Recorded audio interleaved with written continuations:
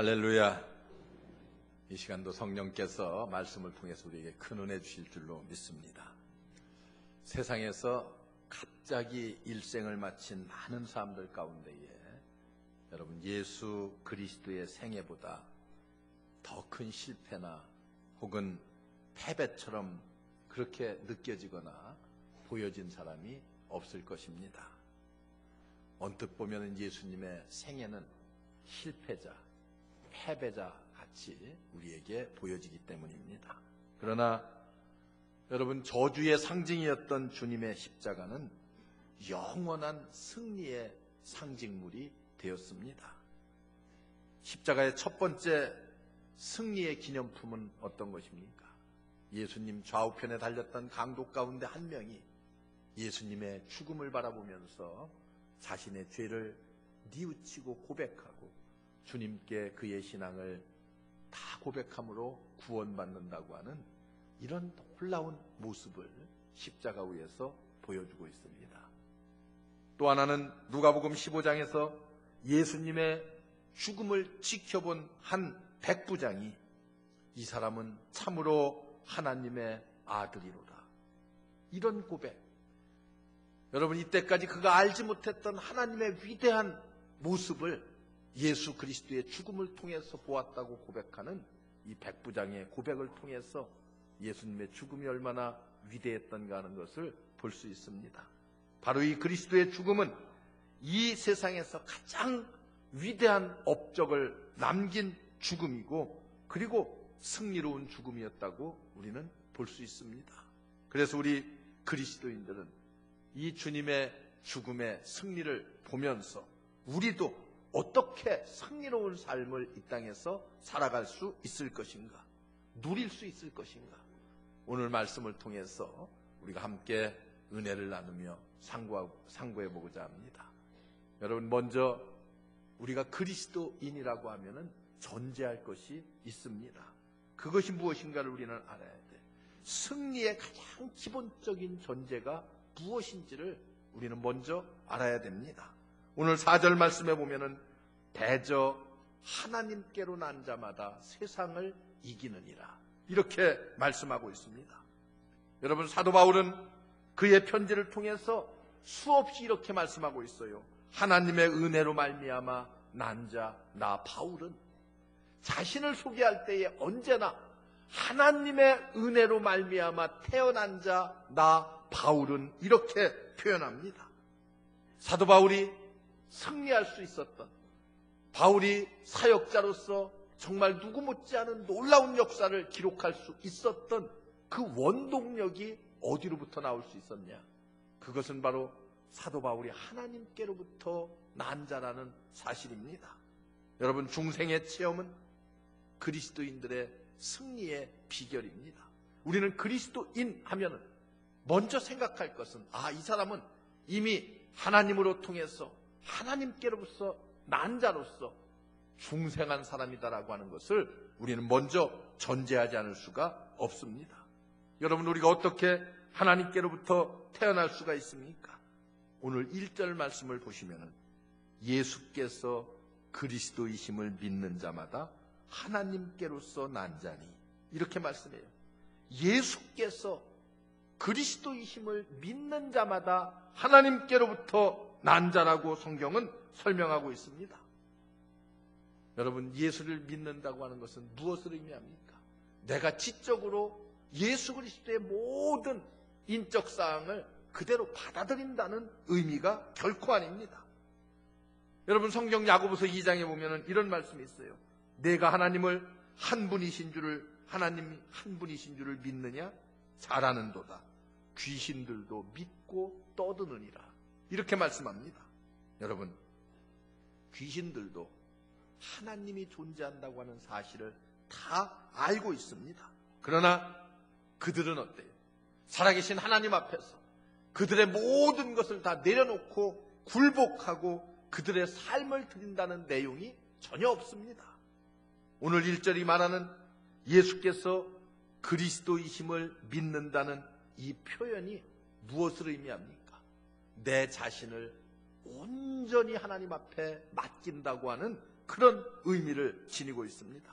내가 정말 예수님은 그리스도시라고 믿는다고 하면 그리스도이신 예수님 앞에 내 삶과 내 인생, 내 모든 운명까지도 다 온전히 맡길 수가 있어야만 합니다.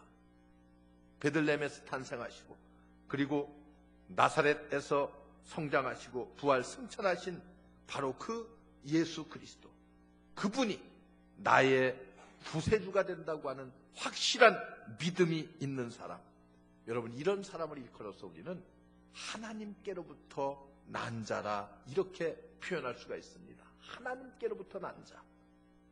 사도 요한이 요한일서를 기록할 때 그 당시만 하더라도 예수님을 믿기가 그렇게 쉬운 시대가 아니었습니다.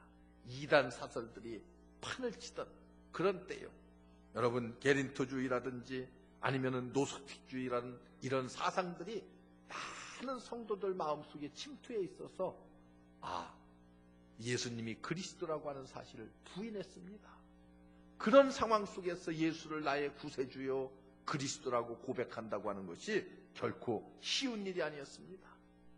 우리는 자칫 생각하면 예수를 그저 성자로, 좋은 선생님으로, 인격자로 그렇게 믿고 그런 차원에서 신앙 고백하는 사람들이 많이 있습니다. 그러나 여러분 5장 1절을 보면은 단순히 성자로서의 예수님, 모범자로서의 예수님뿐만이 아니라 예수가 참으로 그리스도이심을 믿는 자마다 하나님께로부터 난 자라 이렇게 말씀하고 있습니다. 여러분 예수를 그리스도라고 믿는, 그렇게 신뢰하는 순간 우리는 어때요? 하나님의 자녀로서 새롭게 출발할 수가 있습니다. 출생하는 것을 의미합니다. 예수를 그렇게 믿음으로 여러분 우리는 이 분명한 사실을 알아야 됩니다. 우리가 중생하는 순간, 우리가 거듭나는 순간 우리 안에 하나님의 영원한 생명이 주어지고 그리고 하나님의 그 놀라운 성품에 우리가 참여한 자가 될 수 있습니다. 여러분 이런 새로운 성품이야말로 그리스도인의 삶을 승리로 이끄는 전제가 된다고 하는 사실을 기억하시기 바랍니다. 그래서 우리는 진정으로 거듭나기 전에는 성경은 어떻게 되겠어요? 우리가 거듭나지 않고 성경을 보면은요, 성경은 정말 알맹이는 다 빠져버린 교훈의 책밖에 될 수 없습니다. 여러분 중생의 복음이 강조되지 않는 한 기독교는 어떻게 되겠어요? 단순히 도덕적인 강령, 윤리적인 교훈 이런 것들을 강조하는 전락한 기독교가 될 수밖에 없습니다. 여러분 기독교는 물론 도덕을 강조하고 윤리를 강조하지만은 그것이 우리 기독교의 핵심 진리가 아닙니다. 기독교는 예수 믿고 중생하고 구원받고 하나님의 자녀가 되는 것, 이것이 언제나 기독교의 핵심 진리입니다. 여러분 예수 그리스도께서 이 땅에 오시어서 나의 마음속에 구세주로 받아들여질 수 있다고 하면은 여러분 그 순간 우리는 어떻게 되겠어요? 사망에서 생명으로 옮겨집니다. 바로 이 새 생명이 우리의 삶에 승리를 줘요. 능력을 줍니다. 우리는 모방만을 가지고는 승리할 수가 없습니다. 오직 주님이 주신 생명, 새 생명, 그 능력을 가지고 세상을 이길 수가 있습니다. 오늘 구원받은 하나님의 자녀들, 여러분들 모두가 구원의 그 강한 능력을 통해서 세상을 이기고 사탄을 이길 수 있는 여러분들 되시기를 주의 이름으로 축원합니다. 여러분 그렇다고 하면은 이제 중생은 기본적으로 그리스도인이 갖추어야 될 그런 내용이라고 하면은 이제 우리는 무엇과 싸워서 승리해야 되는가? 승리를 해야 되는데 뭐 싸울 게 있어야지 여러분 승리를 할 거 아니에요. 아무하고 나가서 붙어서 싸워서 승리하는 것이 아니잖아요. 오늘 4절을 보세요. 세상을 이기느니라. 세상과 싸워서 승리한다고 성경은 그렇게 말하고 있습니다. 여러분 요한일서를 보면은 이 세상이라고 하는 말이 23번씩이나 반복돼서 나오고 있습니다.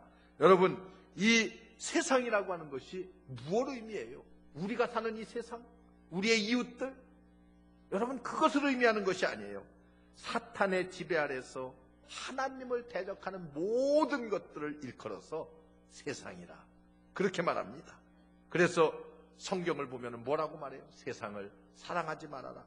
너희는 이 세상을 본받지 말아라. 야고보서에 보면 간음하는 여인들이여, 너희가 세상과 벗된 것은 하나님과 원수됨을 알지 못하느뇨? 이렇게 말합니다. 여러분, 여기에 나타나는 세상, 바로 이것을 의미합니다. 디모데후서 4장 10절에도 보면은 대만은 이 세상을 사랑하여 나를 버리고 데살로니가로 갔고, 그렇게 말하고 있습니다. 하나님을 대적하는 모든 것들. 그래서 한마디로 세상은 하나님을 불순종하게 하는 모든 것들, 하나님께 불순종하게 하는 모든 것들, 그리고 우리를 하나님께로부터 멀어지게 하는 모든 세력들, 여러분, 그것을 일컬어서 세상이라고 그렇게 말합니다. 이 어두움의 세력 전체를 가리켜서 세상이라고 말하는데, 여러분, 이 세상은 바로 우리 속에 있는 부패성입니다. 사탄은 우리 속에 있는 죄성, 그리고 육성, 부패성, 이런 것들을 자꾸만 충동시켜서 하나님보다 세상을 따르게 하고, 그리고 세상의 죄악과 타협하게 만들고, 이것이 바로 사탄의 유혹입니다. 여러분, 우리는 바로 이런 세상과 싸워서 승리해야 됩니다. 사랑하는 성도 여러분, 이런 악한 세상과 싸워서 예수 그리스도의 능력을 통해 승리하는 여러분들 되시기를 주의 이름으로 축원합니다. 그러면 이제 싸움터에 나가는 우리는 무엇을 가지고 나아가서 싸워 승리할 수가 있겠습니까? 오늘 4절 말씀을 보세요. 세상을 이긴 이김은 이것이니 우리의 믿음이니라.